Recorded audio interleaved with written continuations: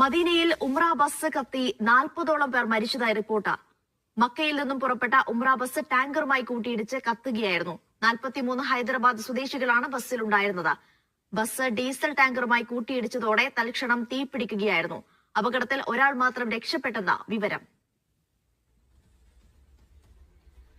അഫ്താബ് റഹ്മാൻ വിവരങ്ങൾ നൽകാൻ അയച്ചിരുന്നു. അഫ്താബ്, എങ്ങനെയാണ് അപകടമുണ്ടായത്? ഈ 40 പേരുടെ മരണവും സ്ഥിരീകരിച്ചെന്ന് അധികൃതർ അറിയിക്കുന്നുണ്ടോ?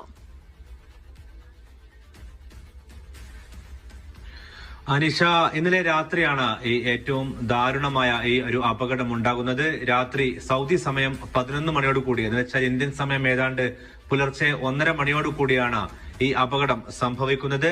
ഇവർ നാട്ടിൽ നിന്നെത്തിയ ഹൈദരാബാദ് സ്വദേശികളാണ്.